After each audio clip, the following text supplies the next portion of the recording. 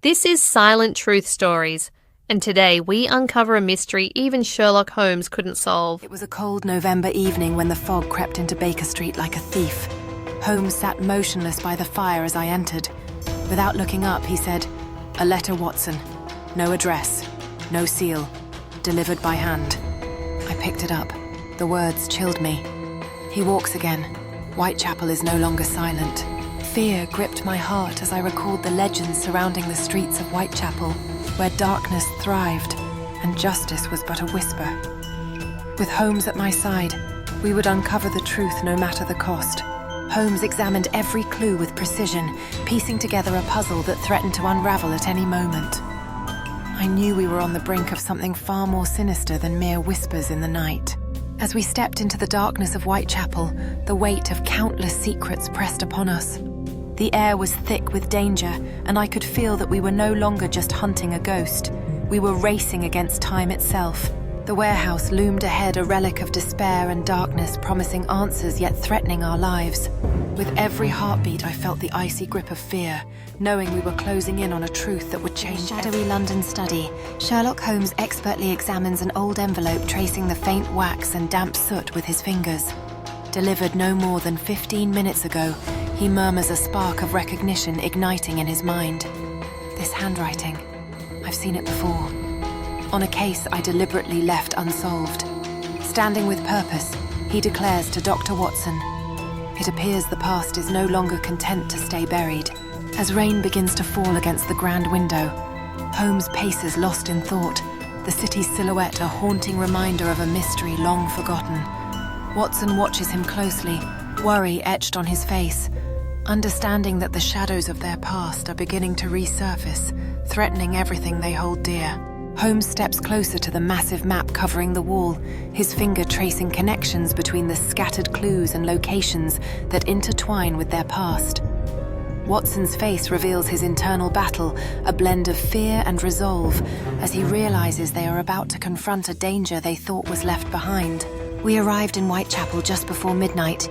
The air was thick as if the fog itself carried secrets. A boot-black boy pointed nervously toward an alley.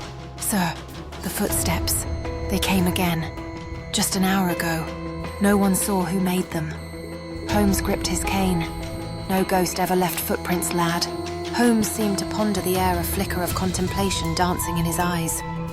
"Every mystery has roots, my boy. We must follow them before they vanish like shadows at dawn." His voice carried an intensity that made the boy shiver with anticipation. Without hesitation, Holmes stepped into the murky abyss, the damp chill biting at his skin. The boy whispered, "Be careful, sir. The streets hold more than just secrets tonight." Holmes replied, "Then let us uncover them together, lad." As they ventured further, the air became saturated with tension, each step echoing like a heartbeat. Holmes knelt to inspect a glimmering shard, a clue perhaps that could unravel the mystery lurking in the shadows. The alley was narrow, its cobblestones slick with dew. As we stepped forward, I thought I heard something. Tap, tap, tap. Our hearts raced as we turned. Nothing was in sight. But then Sherlock stooped to examine a scuffed mark on the ground. "Interesting," he whispered. "Size 6 boot, recent, and not alone." This was just the beginning. A chill ran down my spine as we exchanged uneasy glances. The figure seemed to vanish as quickly as it appeared, leaving us with more questions than answers. Sherlock's keen eyes darted around, absorbing every detail. "We must follow this trail," he urged, tension thick in the air. What secrets lay ahead? The narrow passageway stretched before us, illuminated by flickering gas lamps that cast eerie shadows on the walls. Sherlock crouched down again, eyes fixed on the scuffed boot prints, leading deeper into darkness. I could feel my heart pounding in my chest as I gripped my cane tightly, ready for anything that might come. "Stay close," Sherlock instructed, his voice steady but urgent. We were not just following footprints. We were chasing a mystery. Sherlock Holmes pulls out a case file from his coat pocket, a look of intensity in his eyes.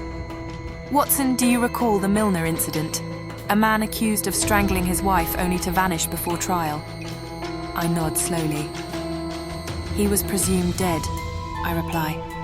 Holmes, staring into the mist outside, murmurs, "Someone disagrees."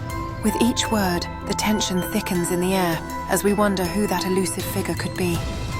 The streets of London may hold secrets darker than we imagined, and every case has its hidden threads waiting to be unraveled. Holmes meticulously examines the case file, every detail crucial to solving the mystery. As I watch him, the gravity of the Milner incident sinks in. We are on the brink of uncovering something monumental. As I sift through the old newspaper clippings, the chilling headlines loom large: "A life cut short" and "The Vanishing Act." Holmes locks eyes with me, excitement sparking in his voice as he reveals new leads that could change everything.